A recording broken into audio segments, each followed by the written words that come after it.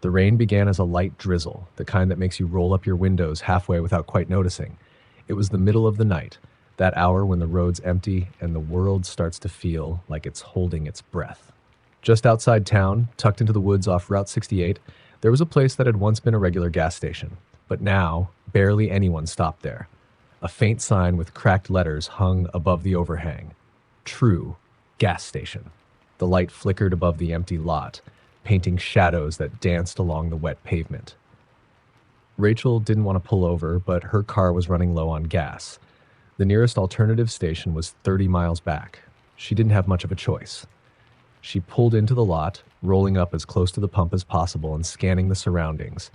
The place looked deserted, not just closed for the night, but abandoned. The pumps were old, rust streaking down from where they met the ground, and the windows of the convenience store were almost black with grime. Yet just as she prepared to keep driving, the lights inside the store flickered on. The sudden glow was eerie, like someone had flipped a switch just for her. Reluctantly, she climbed out of the car, stretching her jacket tight against the chill. She heard the hum of the gas station's open sign buzzing to life, blinking in time with the overhead lights. Maybe they were closed, she thought, until the door to the convenience store creaked open and a thin, shadowy figure stood there holding it wide. "You need gas?" the figure asked, his voice low, wavering in the air. Rachel hesitated. "Yeah, but I can pump it myself. I just need to pay inside." The man chuckled, though the sound didn't quite reach his eyes. "Go right ahead," he said, nodding toward the pump. Rachel approached the pump and went to swipe her card. She saw that the payment panel was covered in grime, as though it hadn't been cleaned in years. She wiped it off with her sleeve and inserted her card, but nothing happened. She tried again, and this time, a message appeared. "See attendant inside." Her stomach sank. The station attendant was still standing in the doorway, watching her. There was something strange about his posture, as if he were standing at an odd angle. She couldn't see his face clearly, but his gaze never left her. With a sigh of frustration, she walked toward the entrance. As she stepped closer, she realized the man was older than she first thought, his face gaunt and lined with deep creases. His skin was an unsettling shade of gray, his eyes sunken and hollow, yet glittering in the dim light. The way he watched her made her feel as if she were being sized up, examined. "Having trouble with the pump?" he asked as she approached. Rachel nodded. "Yeah, the screen says I have to pay inside." He motioned her in, stepping back to let her enter. She hesitated but forced herself to go in, feeling a cold gust of air pass over her as she stepped through the door. Inside, the convenience store looked like it hadn't been touched in years. Dust lay thick over the counters, and the shelves were stocked with items that seemed wrong. Expired cans, bottles with faded labels, snacks that looked ancient. The air smelled stale, tinged with something metallic. "Just come over here," the attendant said, gesturing to the counter. She walked over, eyes scanning the store nervously. There were no other doors visible, no exit signs, just the front entrance and a single window behind the counter that was boarded up from the outside. She swallowed, glancing at the register. It was an old model, the kind with big clunky buttons. Her gaze drifted downward, and that's when she noticed the man's hands. They were twisted, gnarled, and his fingers were unnaturally long, each one tipped with what looked like a thick yellow nail. "Go ahead," he said, nodding toward the cash drawer. "Your total is $15.50. Rachel frowned. "But I haven't even pumped the gas yet." The man smiled slowly, revealing yellowed, cracked teeth. "Oh, you'll pay," he said in that same unsettling, hollow voice. A chill ran down her spine, and she instinctively backed up, nearly stumbling into a display of dusty candy. The man's smile faded, replaced by a look of deep, unsettling calm, as if he knew exactly what she was thinking. "Something wrong?" he asked, his voice dropping an octave, dripping with mock concern. I think I should go. My car will make it." But as she turned to leave, she heard a loud metallic clang from the back of the store, followed by a scraping sound. Her heart raced. She took a few steps toward the door, but suddenly the lights flickered and went out. She was plunged into darkness, only able to see vague shadows as the thunder rumbled outside. "Please," she stammered, her voice barely above a whisper, "I just need to get to my car." The lights flickered back on, dimmer than before, casting a sickly yellow glow over the room. The man was still there, but he was closer now, standing right behind her. His breath was cold on her neck, and she could smell something rotten, like spoiled meat. She didn't turn around. Instead, she took a slow, steady step forward, her eyes locked on the door. "I wouldn't do that," the man murmured, his voice right at her ear. She felt an icy grip close around her wrist, the man's fingers digging into her skin with a strength that felt impossible for someone his age. She gasped, yanking her arm free and bolting for the door. She threw herself out into the rain, not daring to look back as she sprinted toward her car. Her hands were shaking as she grabbed the door handle, her keys slipping from her fingers. She scrambled to pick them up, glancing back at the store. The man was standing in the doorway, watching her, his mouth twisted into a wide grin. But he wasn't alone. Figures, dozens of them, were now standing behind him, their shapes half hidden in the darkness, their eyes glowing faintly. They looked wrong, misshapen, their bodies twisted and stretched in ways that shouldn't have been possible. They all stood there, silent and still, like statues in a cemetery. Rachel fumbled with her keys, finally managing to unlock the door. She jumped in and slammed it shut, locking it, her heart pounding as she started the engine. She didn't look back, didn't dare to check if they were following her. She pulled out of the lot, her tires screeching as she sped down the road, the rain hammering against her windshield. As she drove, she glanced at the rearview mirror, hoping to see nothing but the empty road behind her.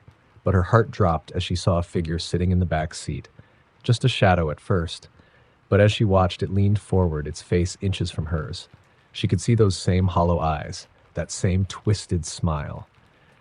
The last thing she heard before everything went black was a low, mocking whisper. "Welcome back to True Gas Station." In the dead of winter, a small, desolate road wound through the dense forest like a scar in the landscape. It wasn't the kind of place people traveled on purpose. Most stumbled upon it by accident, lost, desperate to get home. One such night, Joe, a long-haul truck driver, was headed down that road. The snow had started falling fast, blanketing his windshield. The radio crackled, white noise filling the cabin, and his headlights barely cut through the thick curtain of snow. Then he saw it. A faint glow up ahead, barely visible through the trees. He squinted, slowing his truck, watching as the light revealed itself to be an old gas station. It was a strange sight, its neon sign faintly flickering. "Last stop gas." He hadn't seen another station for miles, and his tank was running low. He figured it'd be a quick fill-up. A strange sense of relief washed over him as he pulled in, the hiss of his brakes loud in the otherwise silent night. The gas station looked like it had been frozen in time, something out of the 1950s. The pumps were rusted, their dials flickering erratically. The store's windows were frosted over, and inside he could barely make out shelves lined with dusty cans and faded labels. Joe stepped out, shivering as the cold wind cut through his jacket and started pumping gas. A loud clank echoed from behind him, and he whipped around, his breath misting in the cold. "Need any help?" A man had appeared out of nowhere, standing by the door. He was thin, with a face gaunt and hollow. His eyes were sunken, his skin pale and stretched tight over his bones. He wore a frayed uniform, the name Ted embroidered in faded letters on his chest. His voice was soft, but there was something odd about the way he spoke, like each word cost him effort. "No, thanks. I'm just filling up," Joe replied, trying to keep his tone steady. The man's mouth stretched into a wide, unsettling smile. "Good. Not many folks stop here this time of night." Joe chuckled nervously, his eyes darting back to the pump. The numbers weren't moving, and when he checked, the dial was stuck at 0. He jiggled the nozzle, hoping it was just jammed, but nothing happened. "Pump's broken?" he asked, glancing back at Ted. The attendant's face hadn't moved an inch. He just stared, his eyes too wide, unblinking. "I can fix it, but you'll need to come inside." Joe didn't want to go inside. There was something off about this whole place, something that gnawed at his gut. But he was stranded, and there was no other option. So he nodded, stepping toward the store. The moment he crossed the threshold, he felt the temperature drop even further. It was colder inside than it was out in the snow, the air thick with the smell of mildew and something metallic. The shelves were covered in dust, the items ancient, like no one had touched them in decades. The lights above buzzed and flickered as Ted moved behind the counter, never taking his eyes off Joe. An old, rusty cash register sat on the counter, its drawer slightly ajar, showing nothing but cobwebs inside. Pump trouble happens sometimes, Ted said, his voice echoing in the empty store. Folks say it's a haunted pump. Joe forced a laugh, but it came out more like a nervous cough. Haunted, huh? You get a lot of ghosts around here? Ted's smile widened, stretching his lips too far, showing too many teeth. Oh, more than you'd think. This place has seen a lot of folks come and go over the years. Not all of them left. The lights flickered again, and for a brief second, Joe thought he saw movement out of the corner of his eye. Something in the shadows standing just beyond the reach of the dim light. When he turned, it was gone. What do you mean? Joe asked, his voice barely a whisper. Ted didn't answer. Instead, he stared past Joe, his eyes locked on something behind him. Joe's skin prickled, and he felt the sudden urge to leave, to run back to his truck. But he turned, just a quick look, and that's when he saw them. Figures, shapes in the darkness.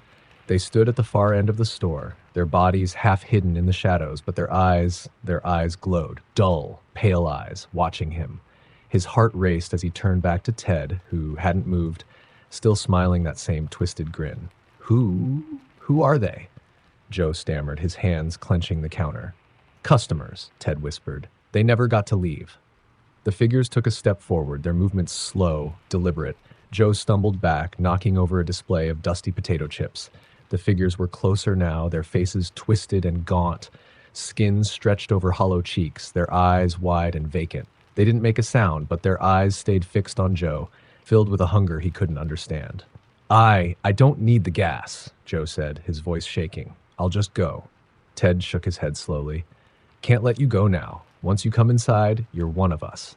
Joe's chest tightened as the shadows crept closer, the figures reaching out, skeletal fingers stretching toward him.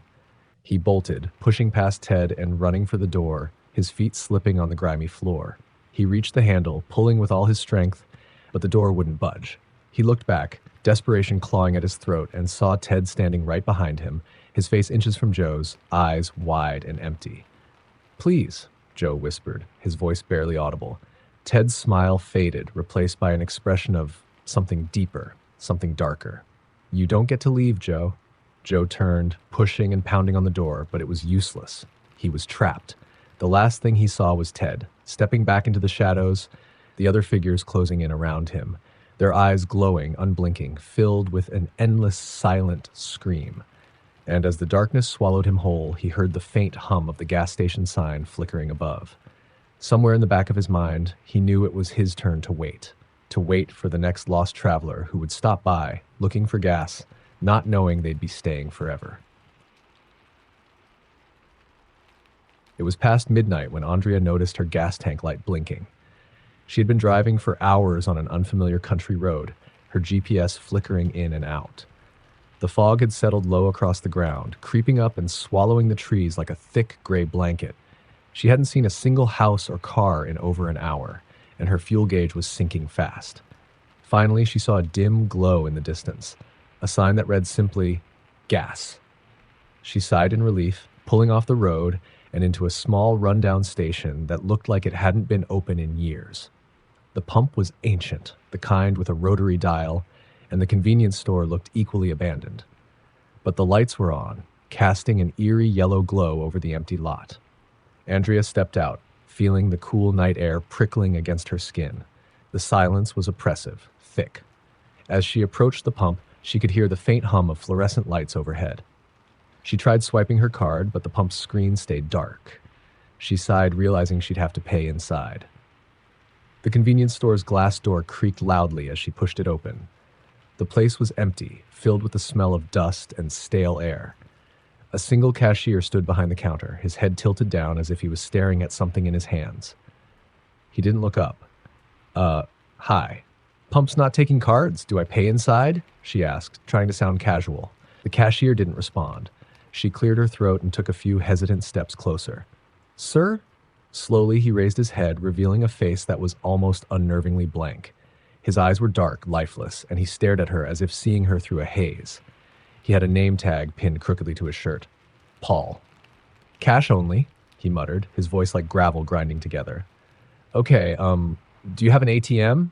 She asked, digging through her purse. She didn't have $1 on her. He didn't answer, only pointed a long, bony finger toward the back of the store. Andrea turned, following his gesture, to a narrow hallway lined with flickering lights. The back of the store was dark, with shelves filled with cans and bottles that looked like they'd been sitting there for decades, dust covering every surface. At the end of the hall, she saw the ATM, an old hulking machine with a tiny green screen. As she approached, she noticed something strange. The machine was humming softly, but the buttons and screen were streaked with what looked like red smudges, like someone had dragged bloody fingers across it. She froze, a chill running down her spine, but she forced herself to press the button anyway, her fingers trembling. The machine groaned to life, displaying the message, "Welcome back, Andrea." She blinked, taken aback, her mind scrambling to understand. She hadn't been here before. How could it know her name? She glanced around the hallway, feeling her heart rate spike. A voice crackled over the store's speaker system, the same gravelly tone she'd heard from the cashier. "Been a long time since we've seen you, Andrea." Her skin crawled. What do you mean?" she whispered, barely able to speak. No response, just silence, thick and pressing, broken only by the faint hum of the lights. She backed away from the ATM, her eyes darting around as she made her way back down the hall. The store felt different. The shelves seemed closer, the aisles narrower, as if the entire building was closing in on her. She needed to get out. She turned it racing and stopped dead. The cashier was standing right in front of her, closer than he should have been. His eyes were vacant, staring straight ahead, yet somehow she felt his gaze pierce right through her. His mouth twisted into a smile, but it was wrong. Too wide, too many teeth. "You're here to finish what you started," he whispered. She stumbled back, nearly tripping over her own feet, her hands scrambling for her phone. She tried to dial 911, but the screen flickered, showing only static. She looked up and saw the rows of canned food on the shelves had changed. They were no longer ordinary labels. Each one now had a face on it, faces with wide, terrified eyes. Her stomach lurched as she recognized one of them. It was her own face, staring back at her from a can of soup, mouth open in a silent scream. She bolted toward the door, her heart pounding so hard it hurt, but just as she reached it, the door wouldn't budge. She pulled harder, panic surging through her veins as the lights in the store began to dim, casting everything in an eerie twilight. The cashier was behind her again, closer than before, his face twisted and elongated, his eyes dark pits. "You can't leave, Andrea. You're part of us now," she screamed, banging on the glass, hoping anyone would hear her. But there was no one, only the silent forest outside and the fog creeping in, pressing against the windows. The last thing she heard before everything went dark was the cashier's voice, soft and chilling, "Welcome home." The storm had rolled in fast, thick clouds cloaking the stars, leaving the narrow road pitch black, except for the thin line of headlights cutting through the sheets of rain. Sarah squinted, trying to make out anything around her, but the road was empty and surrounded by dark woods on both sides. She'd been driving for hours, and her gas gauge was sinking toward empty. Just as she was beginning to panic, she saw a dim glow through the rain, a sign flickering weakly in the distance. Walker's Gas and Goods. Relieved, Sarah pulled in, the beams from her headlights barely illuminating the old pumps. The place looked ancient, the gas station cracked and worn, with rusty metal siding and a roof sagging under years of neglect. The windows were dark, and there were no other cars around. She thought about driving on, but she couldn't risk running out of gas in the middle of nowhere. Stepping out into the rain, she ran to the pump and went to swipe her card, but the screen stayed blank, flashing error. With a sigh, she looked toward the building and saw a single light flicker on inside, glowing weakly from behind the dusty glass. She tried to shake off her nerves as she jogged toward the door, her wet shoes squeaking on the cracked pavement. The bell above the door jangled as she stepped inside. The store was dimly lit and smelled stale, like old wood and mildew. The shelves were lined with dusty snacks, dented cans, and faded candy bars that looked like they hadn't been touched in years. A man stood behind the counter, his back to her, staring into a small, dusty mirror on the wall. Hi, sorry to bother you," Sarah said, trying to sound cheerful despite her discomfort. "The pump outside isn't working." The man didn't respond. He didn't even move. She took a step closer, clearing her throat. "Hello?" Slowly, he turned to face her. His face was pale, almost gray, and his eyes were sunken deep into their sockets, shadowed and hollow. He stared at her without blinking, a strange, unsettling look on his face. "Pump's been broken a long time," he said, his voice low and raspy, as though he hadn't used it in years. Sarah frowned. "Then how is this place open?" He didn't answer. Instead, he looked down at her, his mouth curling into a strange smile, showing teeth that were far too white and far too straight, given the state of the rest of him. "Not many people come by anymore," he said, his voice a whisper. Feeling the hairs on the back of her neck rise, Sarah forced a nervous smile. "Yeah, well, could I maybe buy some gas anyway? I can pay in cash, if that's easier." The man's eyes drifted slowly to the left, looking past her toward the window, and his smile faltered. He leaned forward, his face inches from hers, his eyes gleaming. "They're coming for you." A chill slid down her spine. She looked over her shoulder, half expecting to see something or someone lurking outside, but there was nothing. Only the rain, drumming steadily against the windows. "Who's coming for me?" she asked, her voice barely a whisper. The man didn't answer. Instead, he straightened up, his gaze shifting to a small door behind the counter. "You'll have to go down to the cellar," he murmured. "It's the only place you'll be safe." She stared at him, baffled. "What?" "No, I just want some gas. I need to get back on the road." The man's face darkened, and he leaned forward again, his eyes gleaming in the dim light. "They don't like the road," he said in a voice barely above a whisper. "But they'll come for you if you stay here. It's only a matter of time." Fear coiled in her stomach. This man was clearly unhinged, but there was something about the intensity in his eyes that rooted her to the spot. She glanced toward the door, then back at him, wondering if she should just make a run for it. Why would I go down to the cellar?" she asked cautiously, trying to keep her voice steady. He didn't answer. Instead, he turned and pointed to the door behind him. The shadows in the room seemed to stretch and twist, the dim light casting strange shapes across the walls. She felt a chill settle over her, her mind racing.